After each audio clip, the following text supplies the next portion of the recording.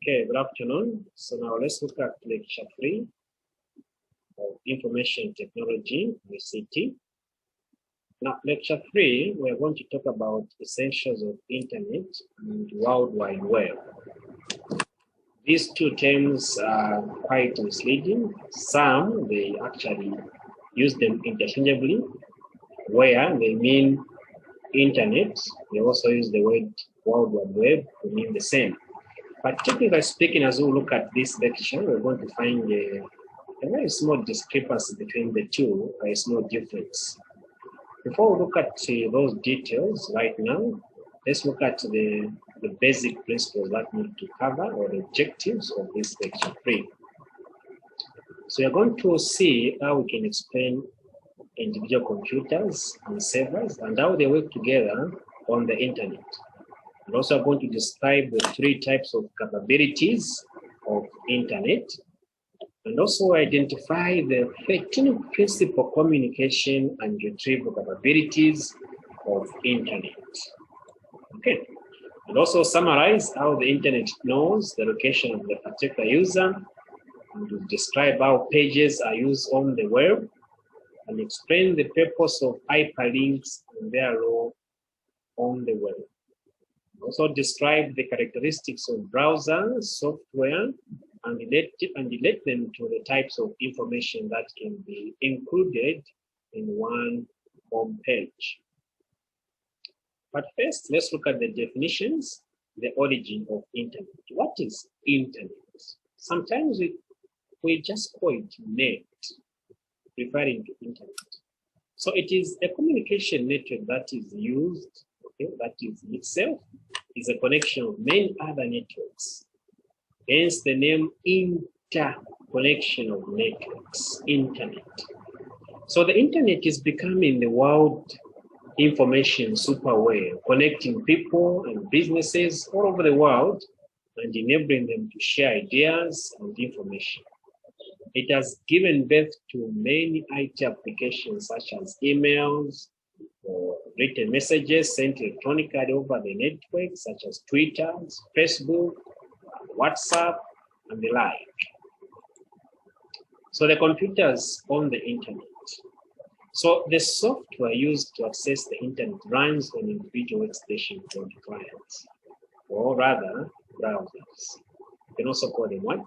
Client computers. So a client computer is a computer that accesses the information stored on the server computer. So the client computer communicates with the server computer to access the data. So you find that there are 2 types of computers that interact on the internet. That is the client computers and the server computers, where the server is the one providing the services to the clients, and the clients are the ones that are requesting those services from the server's back. So you can see in the X diagram how this works. This shows the structure of internet, where you find so many interconnections around the world, and of which some of these computers serve as clients and others they serve as servers. As the name suggests, providing services to other computers, and the clients are the ones that get services from the computer. Okay, so the computers on the internet are the ones that are basically very, very important that we're working with. So the clients are the ones that request data from the server, and the server is the one that gets data from, that gives data to the clients. As you can see from the diagram here, the clients are getting data from the server, and the server are giving data to the clients, right? So moving among a number of networks that are linked together, we simply call it surfing or browsing. So if you're moving from one network to another network, one computer to another computer, trying to look for information on the internet, you call it surfing or browsing.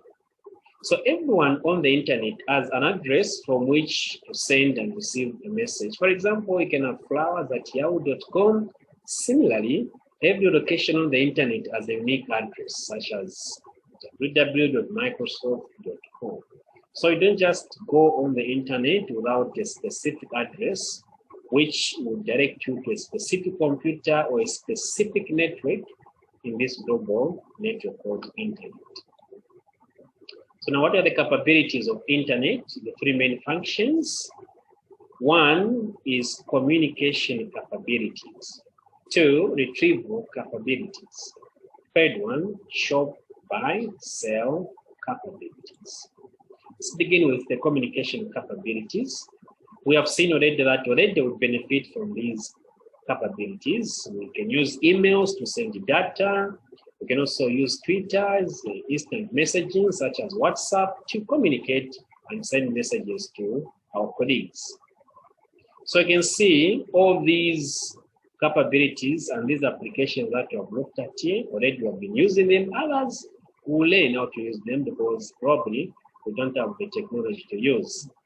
So, but they're very, very essential and very, very important for us to use, for us to benefit from this benefit that can help us to link to so many people in the world. So you find that you can come up with groups. Already I've seen one group that you have invited me in, the WhatsApp group, where you can send one message which can be sent to so many people at the same time. So those facilities are made possible because of communication capabilities of internet. So there can be so many that you have seen, like the chat rooms where people can go, okay, start chatting with other people around the world. You've got the portals where students can submit their assignments, can find their lecture notes, okay? Those we call them portals. All these are part of communication capabilities of internet. Okay, the instant messages where you find Twitters, the WhatsApps, okay? All these you find them on this capability we are referring to as communication. Of course, the others which are basically not normally used by most of the end users, but by experts, we've got Telnet. The Telnet is the one that enables someone to control a computer from a very far location. I can log into a computer in Lusaka and control it from Kitwe. Such applications that will enable me to do that, we call them the Telnet. Right, we'll learn more as we advance in the field of ICT. We've got, okay, other additionals regarding this, which we can actually look at as we watch this channel, and also you can download it. You can refer to them to provide additional information to what we are looking at. Now let's look at the retrieval capabilities. Retrieval, when the word retrieval is used, it simply means getting something or getting data from some location. In this case, we are talking about the internet. So what are these retrieval capabilities that you can find on the internet? We have protocols such as FTP, which stands for File Transfer Protocol. This is the protocol that enables someone to upload and download files from the internet, right? And also, of course, web directories, where we can actually type in a keyword, and then you'll be able to be given the site where you can find the information you want. We call this as uniform resource locator. Why you type, okay, we type www.com, blah, blah, blah. That's the uniform resource locator panel where you can type all those things. You can also as well look at these additional notes at your own time so that you can actually enhance your knowledge with regards to retrieval capabilities. Despite that, we continue with the retrieval capabilities. We also find things we call as search engines. Search engines are basically the web applications that enable someone to go specifically to a desired site of your choice. For example, we want to research on computer networks. You type in that, you will be directed to a search engine where you can find specific sites which you can use to do your research very well. Examples of search engines, we've got Google, okay, Yahoo, but also Ask.com, These are examples of the search engines that you can find on the internet. Of course, there are more, okay, you can find on the internet. Also, the portals, you can use them as retrieval capabilities, okay, where you can, a lecturer can post an assignment on the student portal. Students can log in and find that assignment in the portal and able to retrieve and get. Remember, the word retrieve the principles to get something from the internet. We've got what we call webcasting, or rather web, okay, postings.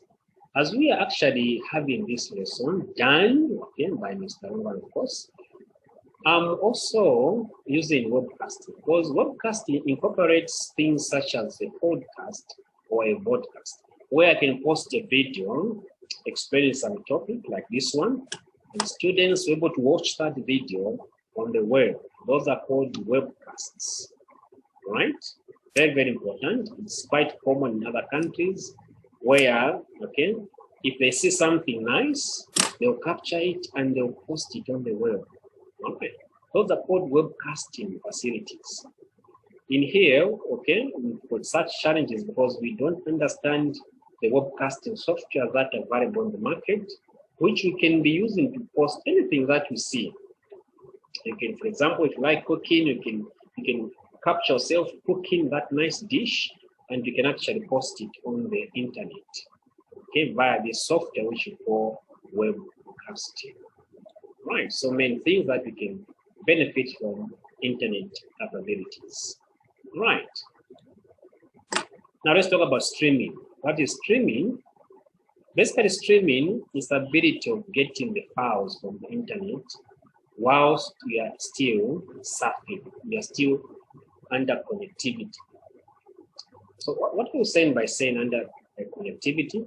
Basically, we are referring to as we are on the internet, okay, without leaving the active page on the internet, you're able to click on a particular video that is at the same time being downloaded, which is being also being displayed.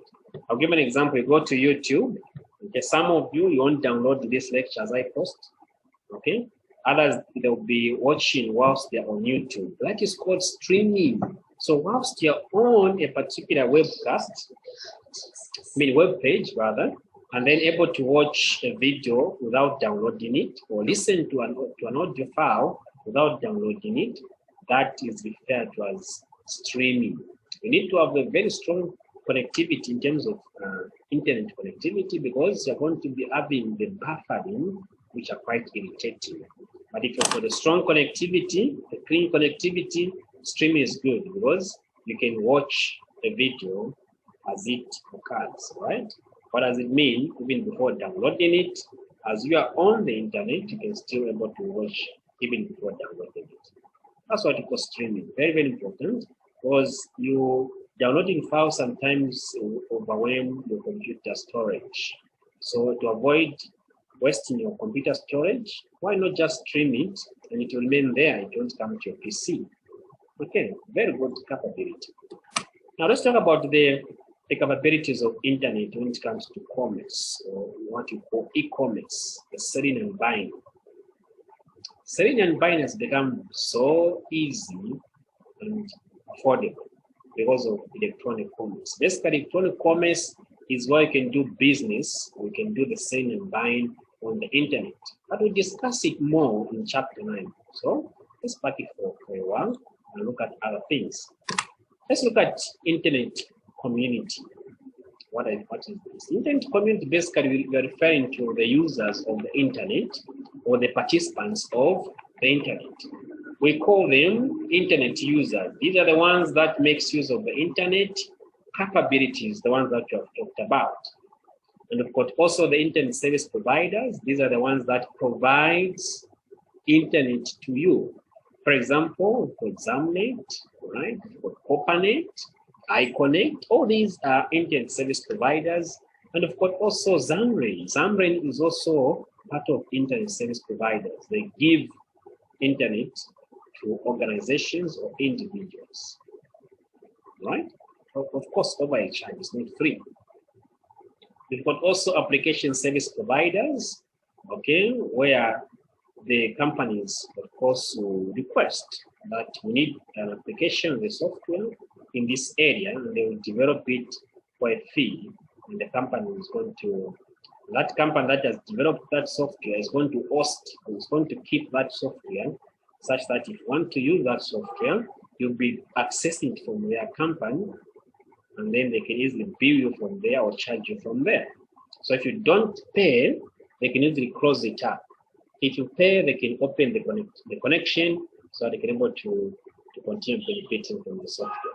So you come up with software that you put on the server, and if companies are interested, you open a connection, okay, from the server to that company so they can make use of that application. If they don't pay, simply disconnect that line, and they'll be forced to come and pay for them to continue the services of those applications.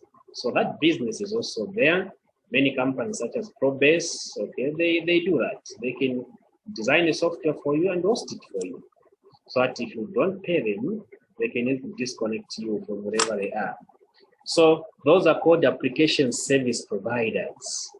We've got content providers, the ones that provide content such as BBC News, CNN News in Zambia, or for Daily Mail, or the Times of Zambia.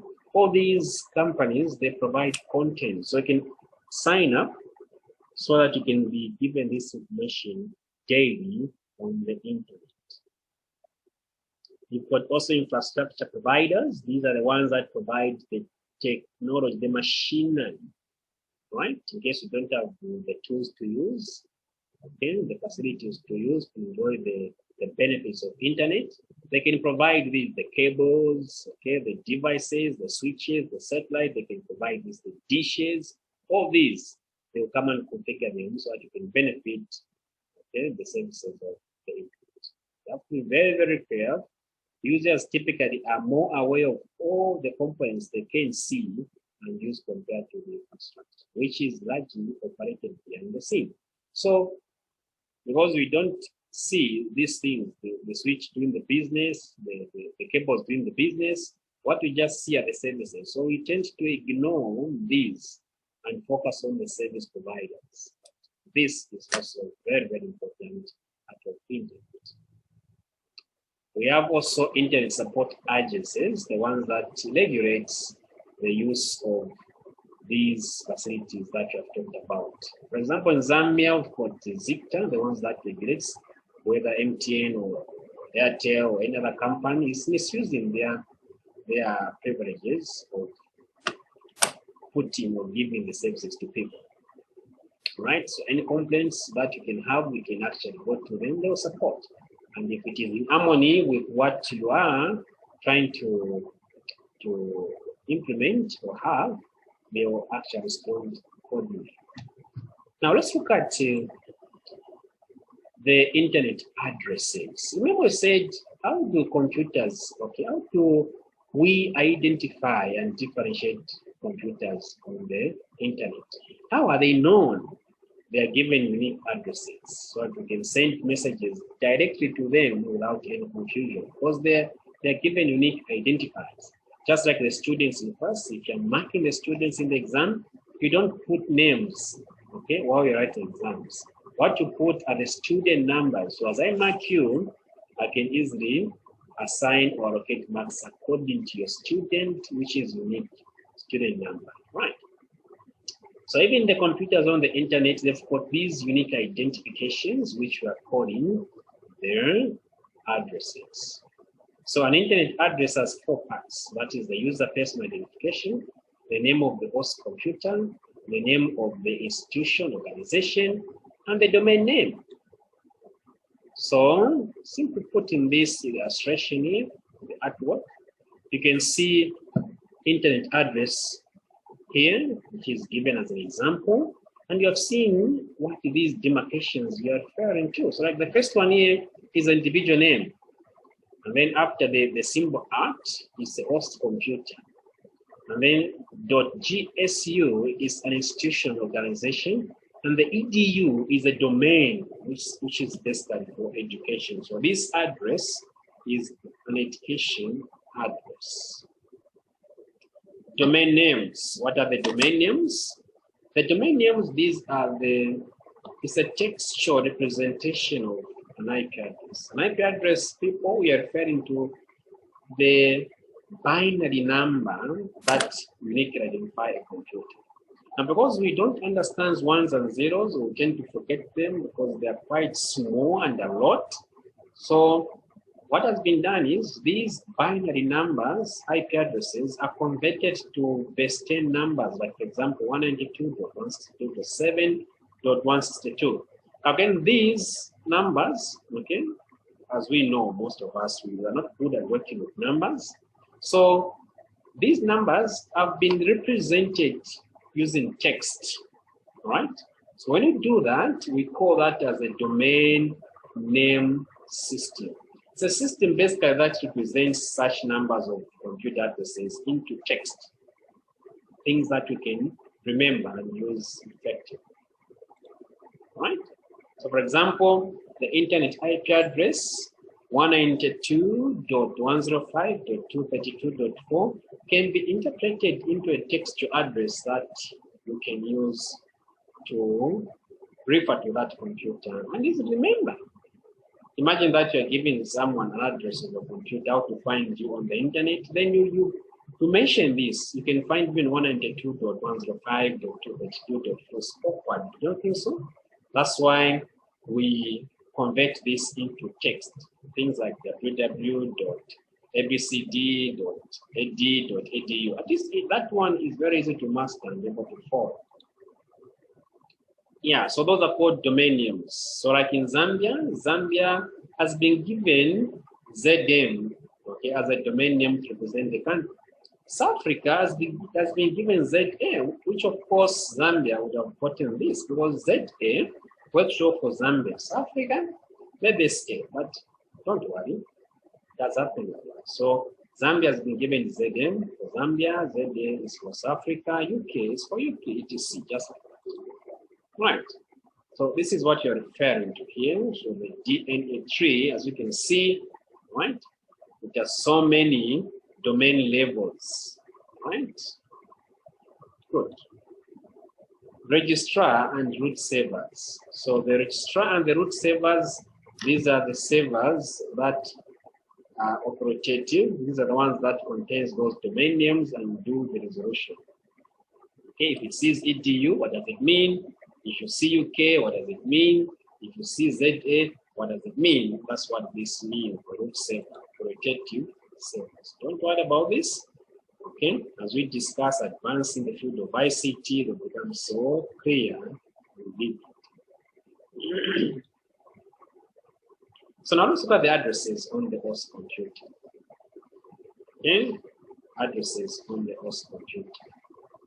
As you mentioned, you type the address, okay, of the computer through what you call the URL, Uniform Resource Locator, where you type, if you open your browser, okay, to the Internet Explorer, you want to type, okay, an address of the computer or particular network where to find the data, you will type on what you call address bar. Now that address bar is one that we refer to as URL, which stands for Uniform Resource Locator. Okay, so basically the World Wide Web we abbreviate as web to refer to interconnected electronic documents or web pages that are linked together on the internet. Remember I said web and internet, there's a small discrepancy. So you can see already here that the web is software oriented, whereas internet is hardware oriented. So as you mentioned web, basically your focus is on the software part. As you mentioned internet, your focus is on the infrastructure, the hardware. Okay? So the hyperlink structure, you can see the www is the highest hyperlink structure. Start with it, then the rest follows. www.google.com, just right? So browsing the World Wide Web, the home page. What is the home page? This is the landing page, or rather the main interface where you can find all the content you want. So if you want to navigate to a different page, you find yourself on this page called the home page. Other books, they refer to it as a landing page. The way they plane is a landing, a station. Before you go to Chihuahua, you go to Chihuahua, you go to what? You go to a station, that's a landing station, where you can find different destinations. That's what it means on page or landing page. Then you've got what you call IPA, text markup language. This is the language that you normally use to create those same web pages you access on the web. And then to access those pages, you need software such as the web browser, the one that you already mentioned earlier on, such as the Firefox, Opera Mint, and also Safari and other browsers. Okay, graphic browsers, these are the ones that contains a mix of both text and images on the page as opposed to just showing the text. Right, we've got the IP addresses which we earlier on touched, that they are in binary, and later on they are converted into base 10, binary. Because you can't understand the numbers well, they are later on converted into text, the one we call domain names. Now, what are these addresses? What are these? What do they do? They are unique identifiers of computers. That's how computers are identified on the internet. They are personal names of computers on the internet, right? Of course, they come in various classes, okay, which we will discuss later on as we advance in the field. For now, let's look at the TCP/IP protocol suite. The transmission control protocol suite is the one that is responsible for connecting the host computer to the internet. What I mean by host computer, if you've got a phone which you want to connect to the internet, I saw some of you came to me to say we need to have the key so that we can be able to browse. Yes, at that moment, once you put in the key into your phone or laptop and you're able to connect to the internet, that computer becomes the host. So the TCP/IP is the one that controls how your computer, which is connected on the internet, should be able to send data on the internet.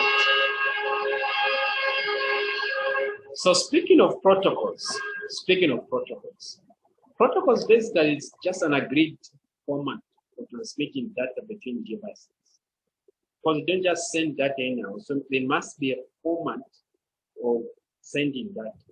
What should you do if you want to send data? What should you do if you want to receive data? Such arrangements, we call them protocols. What's the difference between internet and the World Wide Web? As we mentioned, the World Wide Web, many people, they use this word interchangeably. But again, as we mentioned, internet is hardware oriented. We focus on the hardware part of this technology, whereas the web, we focus on the software part of this technology. That's the difference between the internet and the World Wide Web. Right, what's the review? We have looked at the World Wide Web, which is simply called web. That is the way of accessing information over the medium of internet. And we have looked at also protocols that enables us to access and guide us how to communicate on the internet. And we have looked at the web application that connects us to the internet, such as the browsers. Examples of these: Internet Explorer, Google, Firefox, so on and so forth. Basically, I've also looked at so many benefits that we can get from the internet. It's such a good thing. Because with internet, we have achieved what we refer to as a global village. We can access the world anywhere. We can go to any place in the world at any time within a shortest period of time. That's the benefit of this so-called internet. So I want you to go through this lecture, go through it once again. If you can download it and also use it to sharpen and update your knowledge in this field of ICT. Remember, after this pandemic we are going to embrace ICT fully because we have been taught how to use it effectively and innovatively. Thanks very much. Wait for the next lecture.